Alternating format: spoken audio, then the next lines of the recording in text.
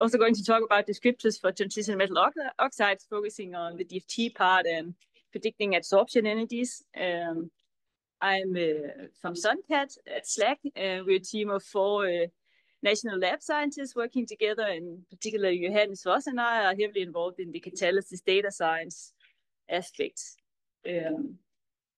Today, this work is mostly relevant for transitional metal oxides, looking at adsorbates relevant for the oxygen evolution and reduction reactions. So electrochemical water splitting or burning hydrogen in a fuel cell. We know that the OER or ORR are the limiting half reactions because it occurs through a 4-electron mechanism with 4 chemical steps, where that leads to a significant overpotential for these reactions.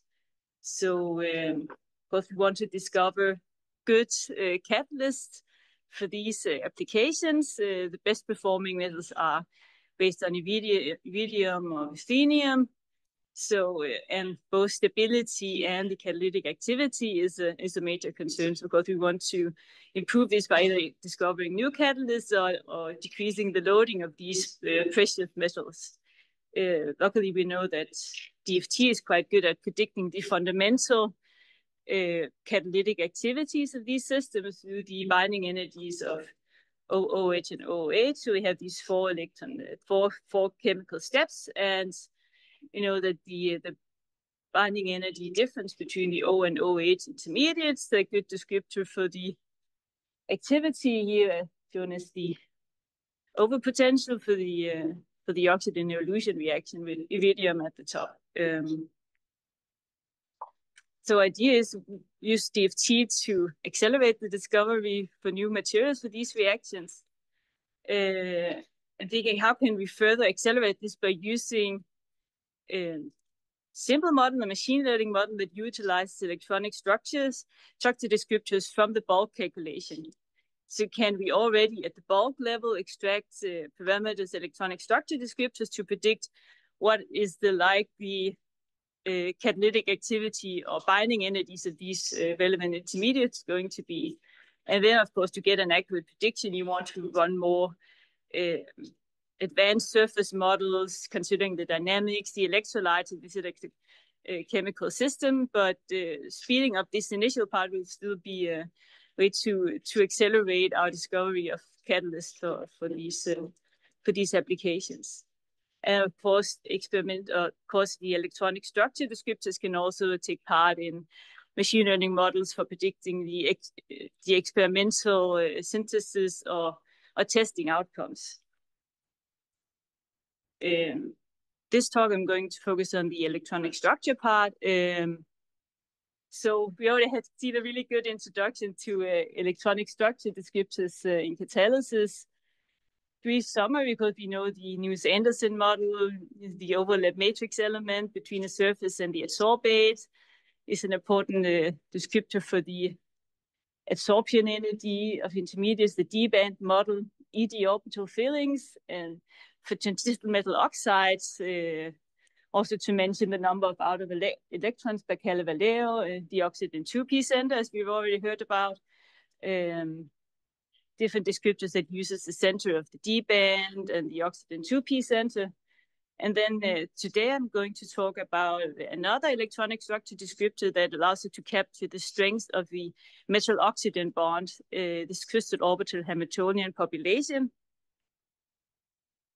And this is a simple step that you do on top of the DFT calculation, where you need the DFT wave functions.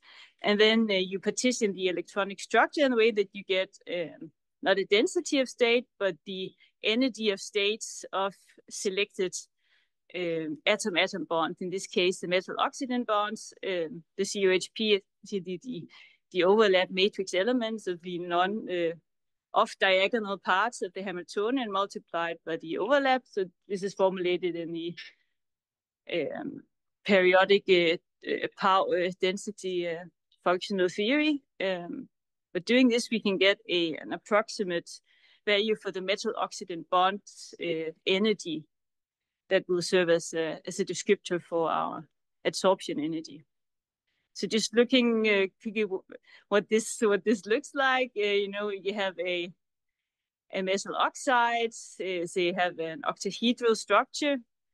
The energy levels of your metal splits up in the octahedral field, so you have T to D and ED levels. And then these level binds again to the oxygen. So you split up in bonding and antibonding states. And then what you see is the COHP. It's like an energy. It's like a density of state, but the units of energy. So it's a really more intuitive than looking at the density of states that allows you to see the T to D and ED levels and how they split up. And then if you integrate that up to the Fermi level, you fill up to the Fermi level, you get an approximate bond energy we call the ICOHP, so the integrated COHP.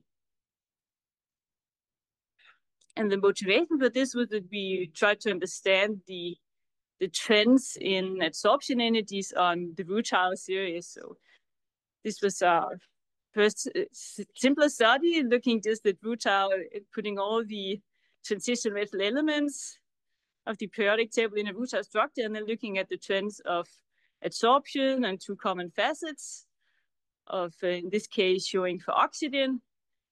And what you can see is that it's actually fairly like complicated to a large range of adsorption energies. The 5D elements bind stronger, of course, but then when you have the 3Ds, you have a high spin that leads to weaker bonding. So you have these non-trivial evolution of the adsorption energies across the series. And then in terms of the group 4, where you run out of outer electrons, essentially you have a very weak binding. So you have this weak binding limit for the D0 elements. And what we found is that if you look at the ICHP, you get, not surprisingly, a really good correspondence with the adsorption energy. So we reproduce the trend, both when we look at the ICHP of the metal surface bond, but also when we look at the metal oxygen bond in the bulk. And actually the bulk, in this case, a better descriptor than the surface ICHP. If you exclude the D0 group 4, say that are not well represented due to differences in the oxidation state between the bulk and the surface.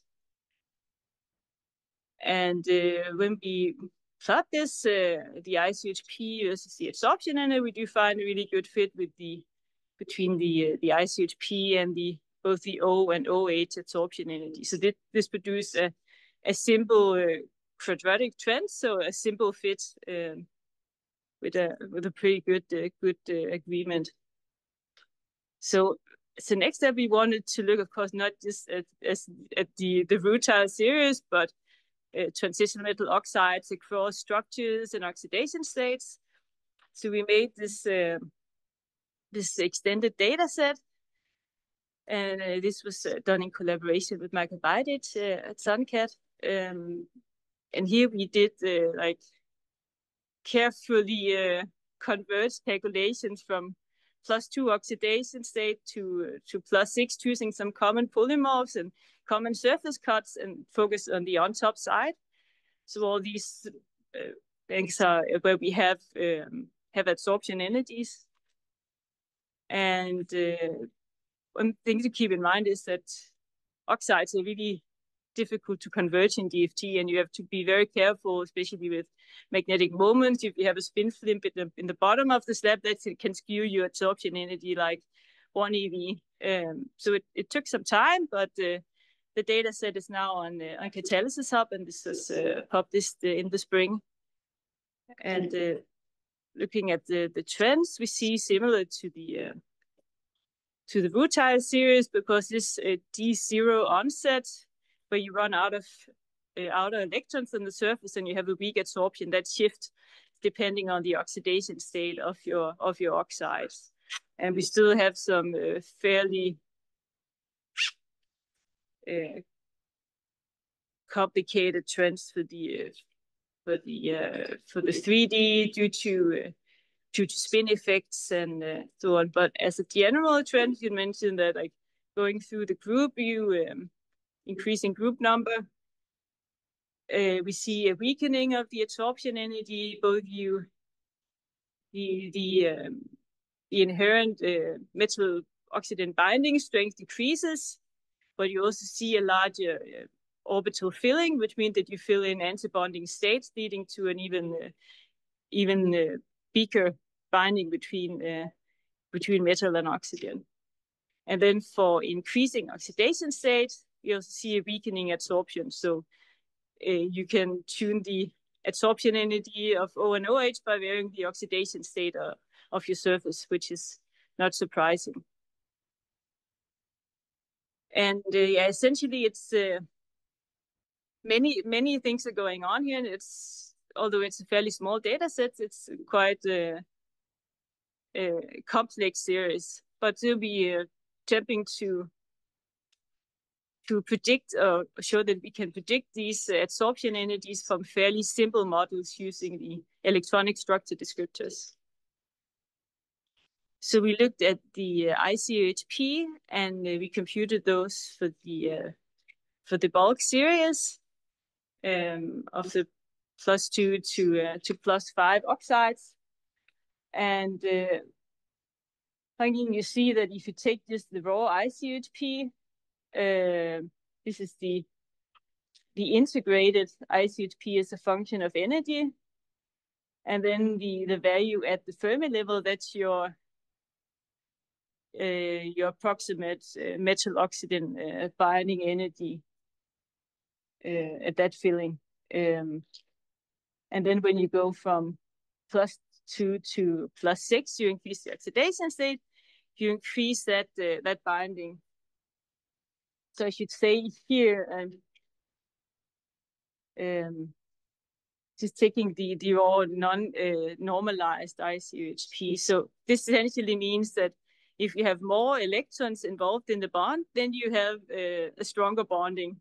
It's not surprising. So this was opposite to the trend we saw for the adsorption energies, that with increasing oxidation state, we see a decrease in the adsorbate binding strength.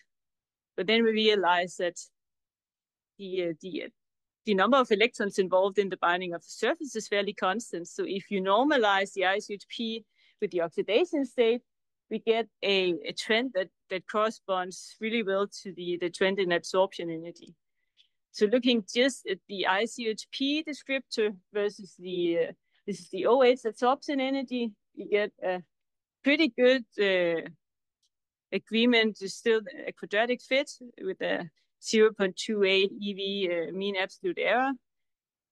And of course, getting sufficient accuracy to predict the volcano, we would like to go somewhat lower than this. Of course, we are going to consider multi-descriptor models and include more descriptors to increase the performance.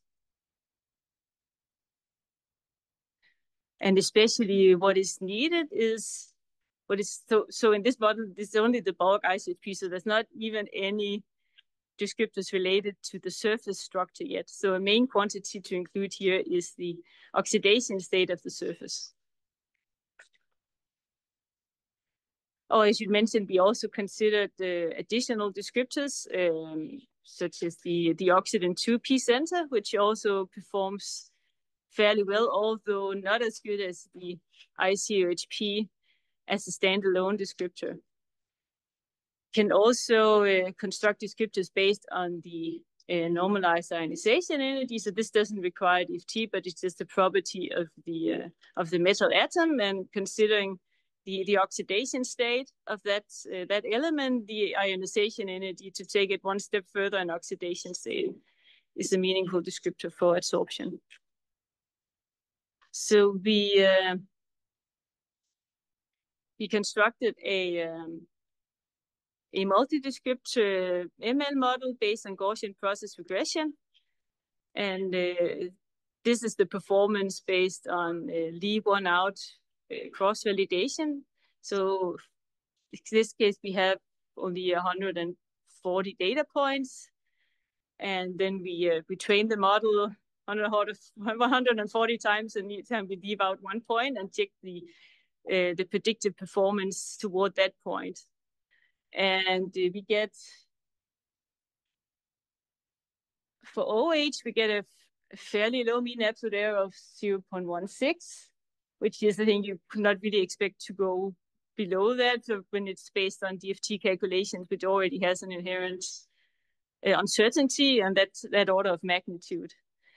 And this was based on a 6-feature model using the ICHP, the ionization energy of the bulk, the group number, the oxidation state of the bulk, the outer electrons of the surface, and the oxygen 2p center. So these were selected based on a forward feature selection algorithm. So a sequential feature selection where you first choose the best performing descriptor, and then you run through the rest of the descriptors and you select the next best one.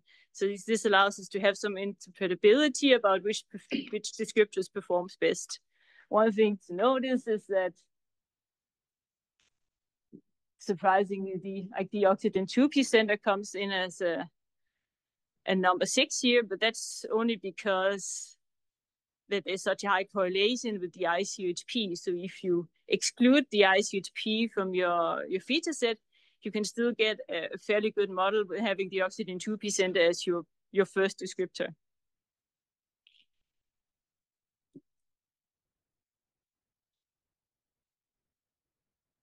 And then we are interested in predicting OER performance, predicting our activity volcano, where O minus OH is a good quantity. So why not construct a model that predicts the O minus OH?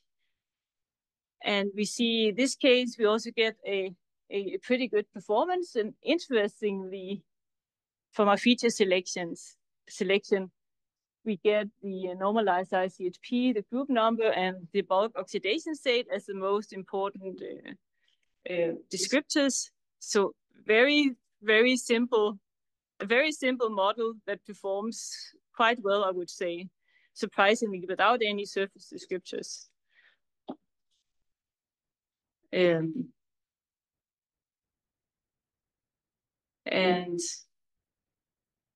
another thing I wanted to mention is, so we've seen that you can use the oxygen 2p center and the ICHP both performed well as a descriptor. But one advantage of the ICHP is that it's a metal bond quantity. First of all, it's the metal. It's really the bonds are the important quantity considering catalysis, like we're predicting adsorption energy, bond strength. And furthermore, the ICHP we found is very closely related to the metal oxygen bond length, which means that you can get the ICHP from a bulk structure. So when we took our calculated oxides and mapped out the bond length versus the ICHP of just that bond, we find that each metal essentially has its own universal trend or fit. And this is essentially the supporting bond order, bond length correlation, but we formulate it in terms of bond energy. So reorganizing this equation, we end up with the ICHP as a function of bond length with just 2 fitting parameters. So that means we have a way to parameterize for each metal that's metal oxygen bond strength across the oxidation states. It means that we can build models that uses that just from the bulk structure predicts the ICHP, which again allows us to predict the adsorption energy. And my postdoc Shika has been running ICHP calculations for a lot of ternary oxides and materials project and found that more or less the ternary oxide behaves in the same way as the binary. So it does seem to be a universal trend of bond length ICHP correlation. How am I doing in terms of time? 1 minute? Okay. We're able to construct an OR volcano for materials project just using the metal, just using the bond length as descriptors and then feeding that to the two-step model. So in conclusion, we can use DFT to limit the number of DFT calculations, and I think it's very useful to think about the physics when you construct a machine learning model. Think about electronic structure descriptors, and if you can get away with a simple model, I think that would be preferred to having a large, complex model. One last thing I wanted to mention is that we still have a database, catalysis-hub.org, for storing adsorption energies. We are continuously adding new data sets, primarily those produced at SUNCAT, but the database is open to the public. There's a Python API and a website. And in recent progress, this has been going on for some time, but we are collecting experimental data for electrocatalysis, considering all parts of the experimental workflow. So we're not only collecting simple metrics for the materials, but also collecting characterization spectra, such as XPS and XRD, collecting full CV curves and testing conditions, which allows us to be more reproducible on the experimental side, but also to build machine learning model that includes experimental as well as computational data. And Johannes Voss is going to talk about model discovery later today using this data. And with that, we have experimental data coming soon on catalysis-hub.org, work in progress. And with that, I want to acknowledge colleagues at SUNCAT, postdocs, and staff who've contributed to this. Thank you. Let's take some quick questions. What about the stability of some of the oxides? Like iridium trioxide, I don't think it's very stable, right? Iridium oxide? Trioxide. You show the trioxide. Oh, the trioxide in a +6 oxidation state. Yeah, those are. Yeah, so actually some either has shown that when you have the electrolytic conditions like low pH and high potential, you enter the regime where you oxidize the surface. So actually what happens if you have iridium O2 is that you oxide that to +5 or +6 if you go to high potentials. Oh, thanks.